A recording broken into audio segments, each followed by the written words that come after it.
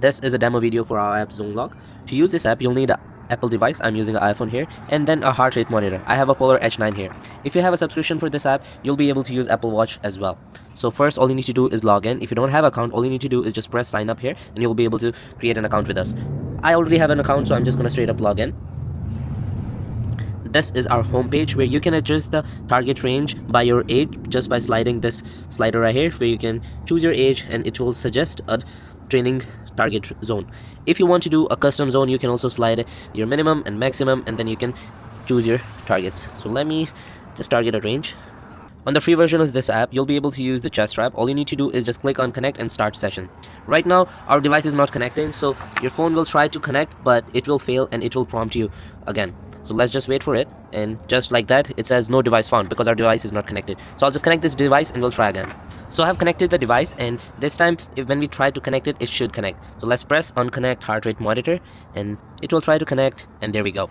So this is my live heart range right now, heartbeat. This is our range from 72 to 82. Right now it's within the range, so we have a green in zone, keep it up tag, and it says 79. Once we go above that, it should turn red in a sec. So let's wait for it to go outside the range. So 83, 84.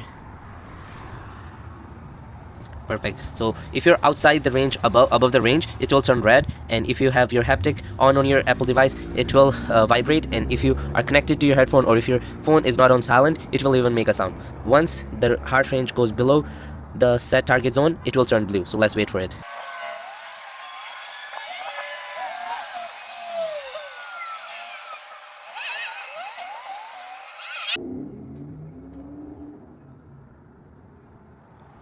Just like that, when you go below the range, it will turn blue.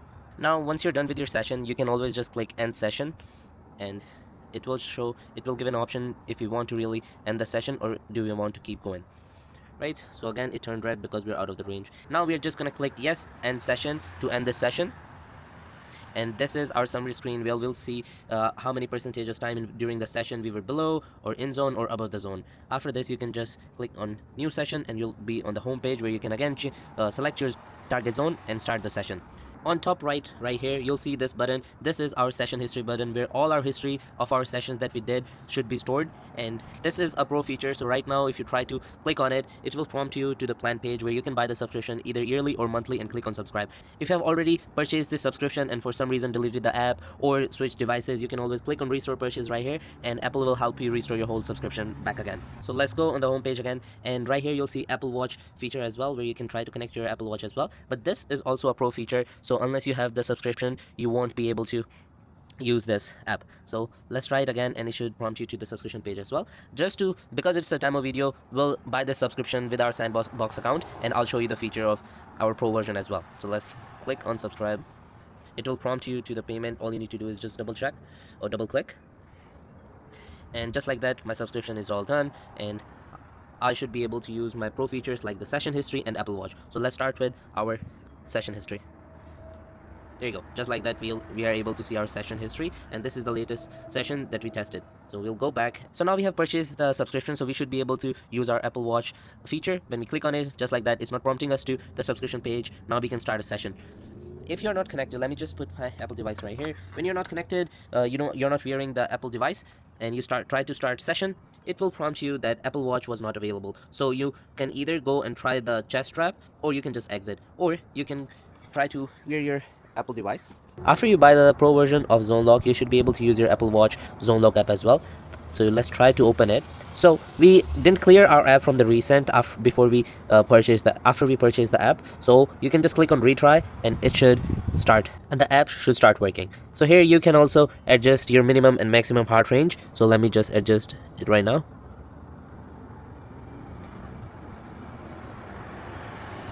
And now we'll set the maximum. And now we'll adjust the maximum, and just like that, we should be able to just click on start session, and we can start our session. Right now our app is still showing that it's waiting for the Apple Watch to connect. All you need to do is just click on start session, and your phone should start working as well. So right now it's still waiting for Apple Watch to start the session. Right after we click on start session on our watch, it should live sync with your iPhone. So let's click on start session. And once we get our first heartbeat reading, it will sync up with our iPhone. and just like that, your heart rate is live syncing with your watch and your iPhone at the same time. So right now we are out of zone, so it turned into red, and if you go below, it will turn blue. If you're within the range, it will turn green.